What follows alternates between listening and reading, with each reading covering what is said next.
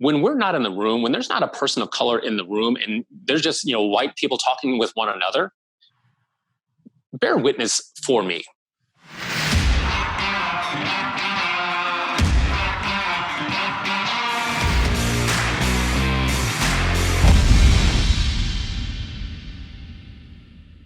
Hey guys, welcome back to The Pursuit. I'm John Sporov, he's Jeff Hutchin, and we are joined again today by Mr. Ira Williams to continue the conversation in the I Can't Breathe series, where we really tackle the social crisis that's facing America today. So Ira, welcome back, my friend. Good to see you again.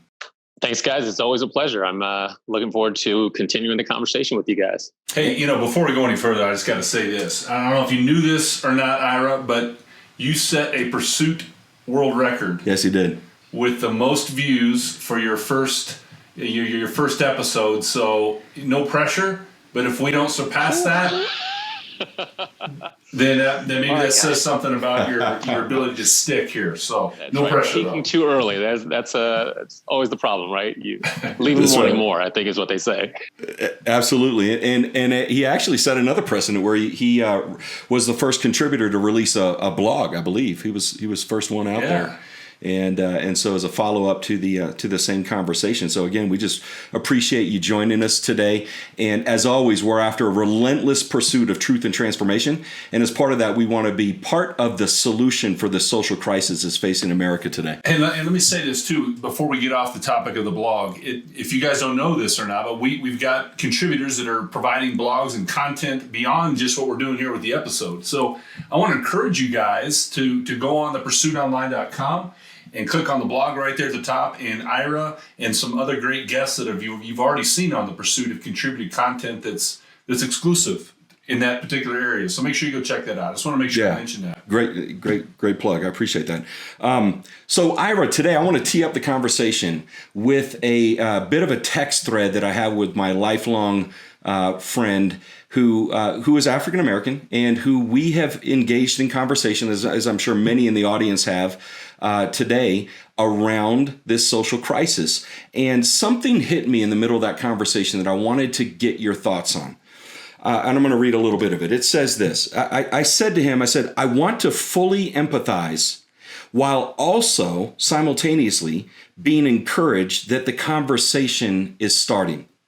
And it hit me in that moment. I have these two kind of emotions playing against each other or with each other.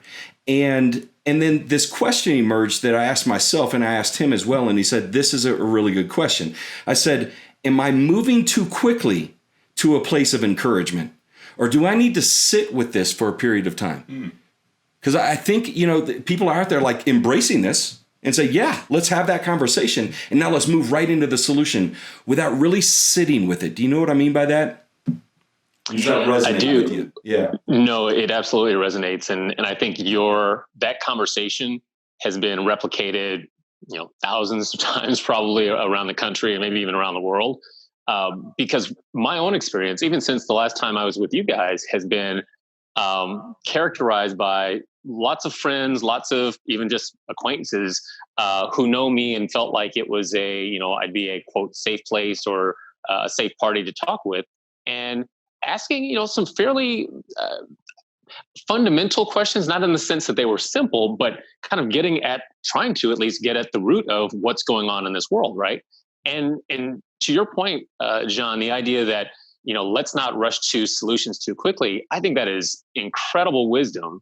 And I think it's something that all of us collectively, black, white, and otherwise, will have to keep in mind as we do prayerfully continue to have these conversations. And here's what I mean by that. Even if you were talking about an individual who is grieving the loss of a loved one, it's not really good form to say, well, it's been a couple of days. Are you good? Are you done grieving now? Let's move on and let's get on to other times, right? You intuitively know, just as a human being with emotions and feelings and any kind of empathy, you know that it takes some time, but more importantly, it takes a bit of a process to we talk about processing grief, right? Walking through difficult times. We had a death in the family earlier this year, and while everybody deals with grief differently, I shouldn't say nobody. It's rare that somebody sort of goes through a quick feeling of I'm sad, I got over it. I'm ready to go, right? It's just not how we're built. And frankly, I don't think that's how God has designed us to process these difficult times and these difficult moments. So for me, I think, and this is a reference that may mean something to folks who are listening, but growing up, I had a lot of Jewish friends, and it always fascinated me that there were so many longstanding traditions and rituals that were part of the Jewish faith. But the one that I think is kind of relevant here is something called sitting Shiva.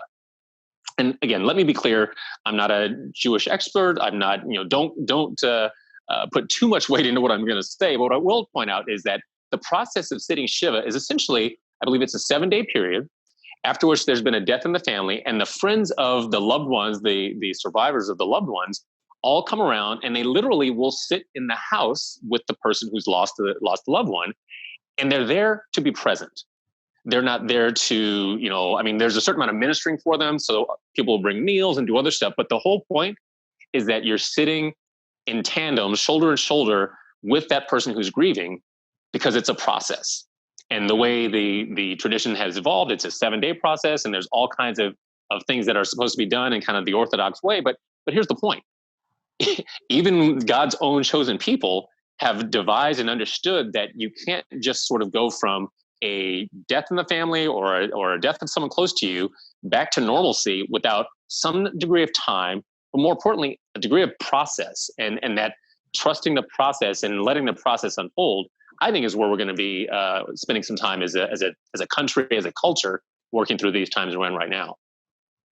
I love that analogy that you used. I think it perfectly applies, because the person going there isn't expected to explain it, the death, right? Isn't there to offer reasoning, judgment, and really even an understanding of what that person has gone through, but rather to come alongside them and just sit with them, like you just said. I love that. So from a personal perspective, that absolutely makes sense. From a legislative perspective, is the expectation that there should be some delay as things are worked through around solutioning, or is the expectation and the thought, we need to move quickly to enact some police oversight, those sorts of things. So while we sit Shiva, as you're pointing out, and reestablish those relationships with people and really seek to understand their story, what about the legislative arm? Is it expected to kind of move more quickly than that? So here's where things start to get complicated, and through no other reason than the timetable and the processes by which legislation gets pursued and regulations get changed, and the law, legal processes get walked out, and overall cultural change, right? And so throughout history, you could say, Brown versus Board of Education was in 1953, I believe it was. It's not another 12 years until you have a Voting Rights Act that really puts some meat on those bones and allows people to actually be able to vote with the power of law behind it, right? So those are just two, tent poles, if you will, in history that kind of came to mind. But to answer your question specifically, just from my perspective, I think it's a both and approach. Here's what I mean by that. There's no reason why we can't, and let's just take a really narrow situation right now. Police reform and, outlawing certain things and reinforcing certain things. That's low hanging fruit. That's as a friend of mine would call Chris Rock cookies, in that you're supposed to do these things, right? You're not getting rewarded for, let's have people not use chokeholds, right? So that can be done virtually instantly as soon as we can get our legislators together and navigate the whole political process. I think that's fine. But let's not pretend, I think this may be where you're going, John, let's not pretend that's all that's necessary, right? We can change laws next month, but unless we're changing mindsets, and unless people are starting to have a greater degree of empathy, a greater understanding of the historical trends that have led us to where we are today, we're just basically, I hate cliches, but rearranging deck chairs on the Titanic, right? That's not the ultimate solution, but I would be remiss to say that it's not part of the solution, right? We absolutely need to have some reform and some new laws and all of that. Let's get that going. But simultaneously, because we're complex and sophisticated human beings, let's also be thoughtful and prayerful and intentional about ways that we can actually change our culture. I'm just gonna hit, if I can, just hit pause a little bit, because I kind of understand where you guys are going with this conversation, but I don't know that I'm completely there with you. So I'm just gonna push back a little bit. So would you characterize what you believe the primary emotion that our country is going through right now is mourning? Would you characterize it that way? Part of the country. Part of the country is definitely mourning. Which part? Which part do you think is mourning? Is it a specific people group or just a segment of the population? I think it's more segment of the population, and the reason why I'm sort of sidestepping the question a little bit there is that I don't think I would be. It's hard for me to say this group of people feel this way and those group of people feel that way. I don't think, regardless of your culture, your color, your melanin content, you can absolutely be devastated by the way that things are unfolding right now and feel like a level of why is this happening and why is this happening so often to Black men, right? So that's not a cultural statement at all. At the same time, again, this is driven by some of the conversations I've had in the last couple of weeks. There are some people who are kind of like, what's the big deal? Can we just move on? So that doesn't sound like grief to me at all. That doesn't sound like mourning to me at all. That sounds like, chop, chop, let's move on with something, get on to the next thing. So yes, there is certainly a component of this that is a component of our country, I think, that is truly mourning. There's probably a segment that's kind of in confusion and, I know it's not right, but I don't know where to go from here. And honestly, that's part of the challenge I think we're going to have is unless there's at least some sense of continuity or a level of agreement that these are things that we have to deal with. And again, in history, we've seen ultimate cultural changes take a lot of time and often a lot of fits and starts. But that's really the only way that you can get things done. But I agree. It's not as if this is a universal. We're all in mourning. As if there was a high-profile death or something like that. No. I think there's some people who are kind of like, "What's to mourn?" which is pretty telling. Well, I would say mourning is in and of itself is not necessarily a good thing, because there's mourning that leads to healing, and then there's mourning that leads to bitterness. And I'll just be honest with you, if social media is any indicator of the pulse, if you will, the barometer of how the nation is feeling, at least the nation that I'm connected to, which is very limited, obviously. But I tell you, I'll be honest, what I'm starting to see is a shift from what early on was, oh my God, this really is a big problem, to, you know what, we need to unite to solve this problem. And now I'm starting to see a degree of bitterness, honestly, starting to weave into the narrative. And I feel things beginning to separate again. It's like, you take oil and vinegar and you shake it up, and for that brief moment, it's kind of interspersed within itself. It's all together and mixed in. And the longer you let it sit, it kind of begins to separate again. And that's what I'm sensing. That's just my feel. And could I ask, when you say that, what, I'll just say white or black when I say that, is it sort of a general white kind of a bitterness that you're seeing, or from the black side as well, or is it sort of a subset of both that has to do more with their... I'm seeing it on both sides. Because I'm seeing the narrative come forth on both sides. I'm seeing a little bit of it as well, and I'll let Ira respond, but I wanted to interject this, is that there, and you and I talked a little bit about this, but there is this sense, I think, from some people that America is waiting for a multi-generational white apology, right? And sort of this sense of, wait a minute, man, like, I'm the son of an immigrant. We just got here, 35 years ago or whatever, right? Well, I mean, it sounds like you just to put words in your mouth. I mean, there's definitely this sentiment that, this, and I like the way you put that, frankly, the multi-generational white apology. What I've heard along those same lines, the talk track around, that was then, it was a long time ago, what do we need to do today? Or are these issues so intractable that we can't just sort of agree to be better people and, let's move on? And I've heard that from two different sources. I had one conversation with someone who is barely an acquaintance, if I'm honest. But for whatever reason, maybe it's the smile, maybe whatever, but he felt like, Ira, I'm going to talk to you, and really let my hair down. And my wife, Carmen, was with me. And guys, I got to tell you, I don't know many people that would espouse this string of comments back to back to back over the course of about a 45-minute conversation that were, I was going to say borderline offensive. In some case, absolutely offensive. And we were good enough to sort of correct him on that. But they were just sort of his unvarnished views about matters of race, matters of culture. There was a little bit of anti-Semitism thrown in there. I mean, it was like the whole, the full deal meal, as they say. And it struck me a couple of ways. One was, honestly, we got a long way to go, because this guy, I don't think is an exception. I don't think he's an aberration. He's otherwise, upstanding Christian member of the community, business owner and all that. And he, for whatever reason, I think God sort of gave us that insight, like, this is him. And otherwise friendly enough guy. And of course, we were seen as exceptional in the sense that he could sort of give us his honest thoughts, which is a whole different conversation. But so I've heard that. And the part of me that says, if you're not part of the problem, you're part of the solution. So roll up your sleeves and start helping to solve things.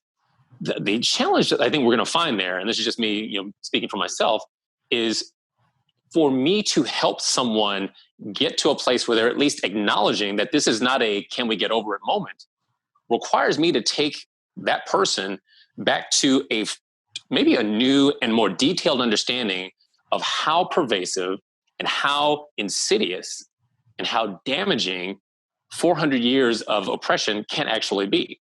And there are lots of people who've written much more eloquently about this than I have, but suffice it to say, we're not talking about a process whereby people were just sort of like asked to come to America and they decided, sure, why not? It was a nice work visa program. No, this was an intentional and a methodical way of treating people as less than human. With that less than human treatment, it made it easier to pretend like they weren't going to have feelings when you separated their families, pretend like they didn't mind being forced to do, inordinate levels of labor. And so, again, don't need to go into the whole conversation right now, but that's kind of where people have to get to begin to have any sense of empathy, to then say, oh, okay, so we're not just going to get this done with a couple of lunches and cups of coffee, right? We're going to actually have to understand, and just to put a real sharp point on it, a lot of white people are going to have to be uncomfortable for a season or so until we're able to at least talk through and get a mutual understanding that this is not something that just happened a couple of years ago, or, we've had a black president now. I actually heard that. Yeah, a black president. We're good. Racism's over, right? Yeah. So again, roll up sleeves and get to work. So let me ask you a question. Something you said that I want to press into. So you said white people are going to have to be uncomfortable for a while. Explain that, because that could go in about 1,000 different directions. And it probably already is, right? Oh my gosh, what? So here's what I mean by that. And actually, you know what? I'm going to put you on the spot in a second, so I'm going to give you a heads up.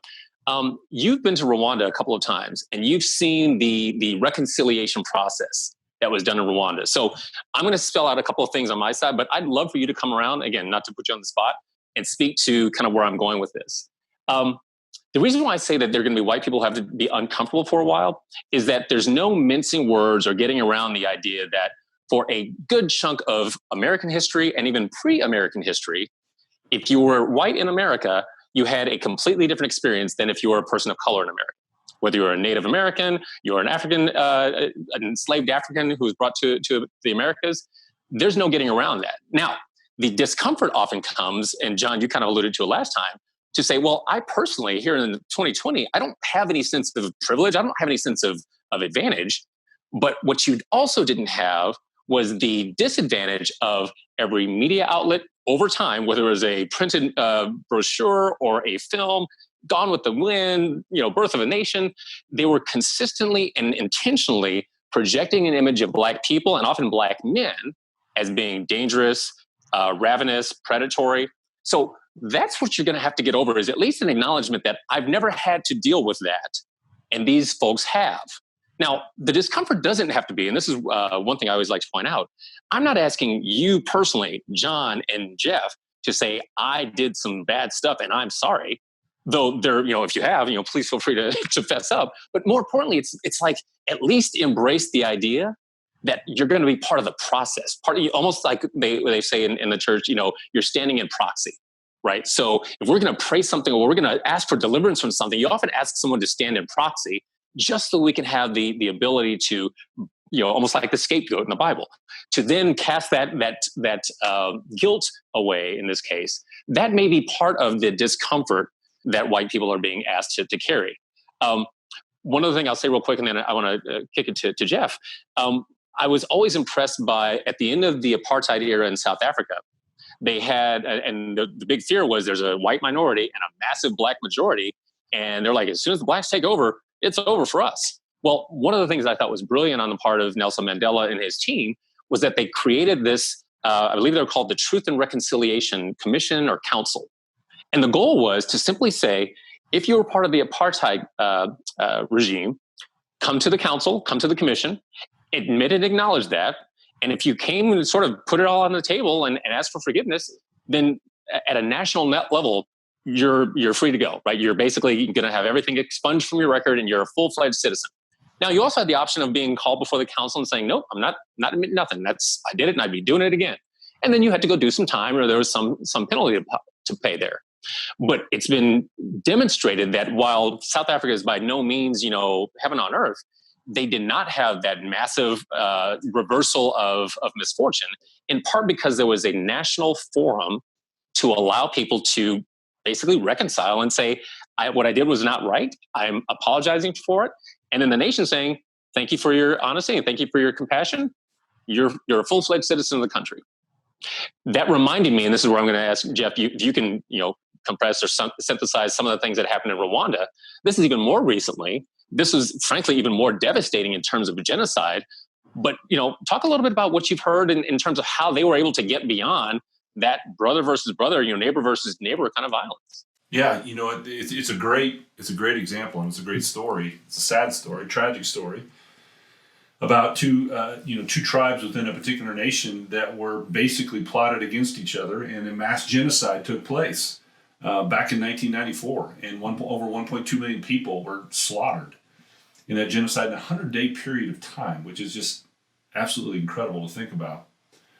But what Paul Kagame, the president of the country, the newly appointed president after the genocide, what he decided to do was, instead of being a nation of making everybody pay significantly, we're going to be a nation instead of reconciliation and peace. That's the best way to heal this country. And so literally what they've done in that country is they've given the opportunity for men and women that murdered their neighbors, literally, in some cases brothers against sisters and uncles and all kinds of crazy things, gave them the opportunity to do exactly what you're talking about, what Nelson Mandela was doing.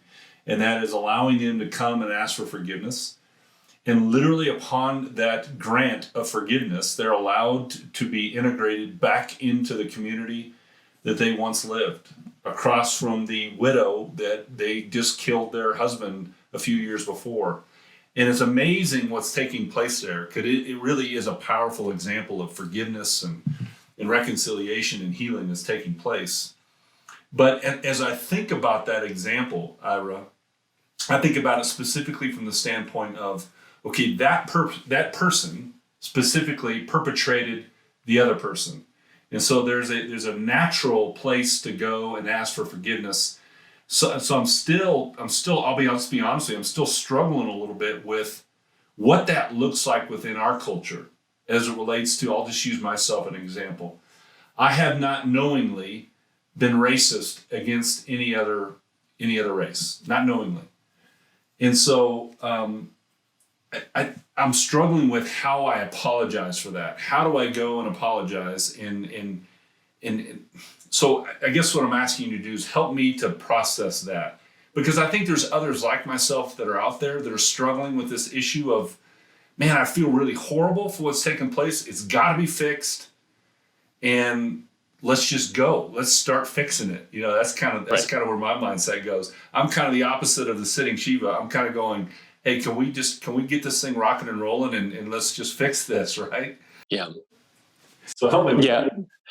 No, I understand that. And part of that is also, as an action-oriented leader of people, the idea of waiting or I won't say being passive, but it's certainly not an active, forward-moving process. It's certainly not at the pace that most people might want. No doubt about that.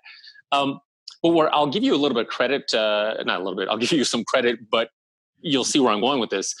The fact that you're even asking, what can we do to solve this? What can we do to make things better? Regardless of your timing, and maybe you're being impatient, maybe you're not, that's not the issue. The fact that you're even inclined to acknowledge that there does need to be a healing process is a huge departure, in my experience, from most people and most Americans and most white Americans, to be even more specific. So I think that part of what needs to continue to happen, and unfortunately, we don't have a lot of great examples in history where we can say, remember what we did with those guys? Well, let's do that again here. We had, I think there was a national apology to the Japanese that were interned during World War II. That's the one example I can think of fairly recently where there was a national gesture. And again, some of this is going to be gestures. Some of this is going to be, general change of awareness. For better or worse, I think some of it's also going to be generational.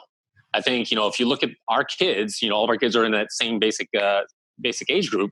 They are going to prayerfully think and act differently than we did and than our parents did, and so on and so on. But I don't have, unfortunately, a specific recipe that will work for everyone, other than what I just said about you guys, which is you're starting from a place of empathy. You're starting from a place of acknowledging that was devastating. Now, I think we can all and sort of speak to and understand how that devastation has continued to manifest itself today. And I think that's part of what will have to happen for there to be any kind of a widespread cultural change. But I think right now, I think last time we talked about, or it was in the blog post, we talked about that movie 13th, right? And it's basically it's a documentary that explains the transition from legal slavery to illegal slavery, the 13th Amendment, what was converted into the idea of legal incarceration, which has continued on to this very day. What's interesting about that movie, and there's a lot to gain from it, but what's interesting about that movie is that even to watch that, you've got to be in the mindset that says, all right, I'm interested. Tell me more about this. Help me understand this particular thread of history and how it has impacted the culture in America today. And that's just about mass incarceration and just about, so that's a piece of it, but it's not the whole story. And yet, I would argue that if you offered that up to someone to say, look, there's a 90-minute documentary I'd love for you to watch and give me your thoughts on it. The responses you get from anybody, frankly, black, white, or otherwise, won't necessarily be, my eyes have been opened. I get it now. Let me go and do differently. You're going to hear resistance. You're going to hear, I don't know about all that. That just seems like, excuse making. That to me is the process that's going to take time and won't necessarily be a snap of the finger. Ira, as I think about even the question to Hutch about Rwanda and the genocide, this is something that occurred to me. Clearly, there was an effort made by Paul Kagame in order to make a provision for perpetrators to be forgiven by the families and the loved ones that lost so many people during that genocide. But I think one of the most important things besides that it introduced was this national awareness of the importance of walking together in unity and in peace. And the reason I say that is the last Saturday of every month in Rwanda, I don't know when it started, but certainly after genocide, all the way up until probably last Saturday, but certainly current, they get together and they do community service together, shoulder to shoulder, right? Regardless of whether their ancestors were Hutu or Tutsi, they all come together as citizens to take care of their country. And one of the things that they do there is, and I've called it the table of reconciliation. I forgot the Kinyarwanda term, but it's simply that says during that time together, when there's a dispute, you come together over a meal and confront that dispute that you have one to the other and come to a resolution, come to peace, so things don't fester, so that we don't end up in another situation where 20 years from now there's another genocide, which I think is incredibly wise. And so as I think about the things that we can do, and Jeff made the point that says, I've never knowingly done anything racist in my life.